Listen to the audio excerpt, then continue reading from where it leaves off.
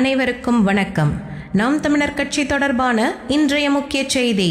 கன்னியாகுமரி மாவட்டத்திற்குட்பட்ட பகுதிகளில் நடைபெறுவதாக கூறப்படும் அணுக்கனிம திட்டங்கள் மற்றும் கதிரியக்க திட்டங்களுக்கு எதிர்ப்பு தெரிவித்து நாம் தமிழர் கட்சி குளச்சல் சட்டமன்ற தொகுதி சார்பில் மாபெரும் கண்டன ஆர்ப்பாட்டம் 16/8/2026 ஞாயிற்றுக்கிழமை மணவாளக்குறிச்சி சந்திப்பில் மாலை 3 மணி முதல் நடைபெற உள்ளது.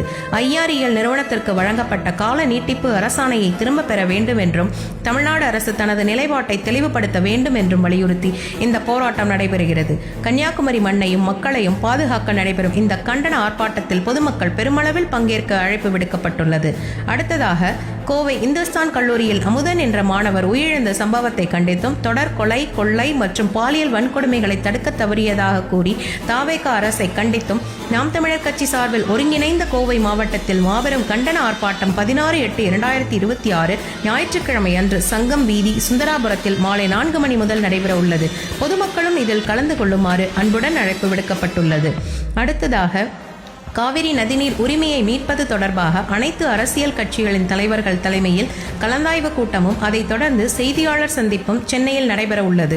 இந்த கூட்டத்தில் நாம் தமிழர் கட்சியின் தலைமை ஒருங்கிணைப்பாளர் செந்தமிழன் சீமான் அவர்கள் பங்கேற்க உள்ளார். கலந்தாய்வு கூட்டம் நடைபெறும் நாள் 16/8/2026 ஞாயிற்றுக்கிழமை சென்னை கிண்டி லீராயல் மெரிடியன் விடுதியில் காலை 10 மணி முதல் நடைபெறுகிறது.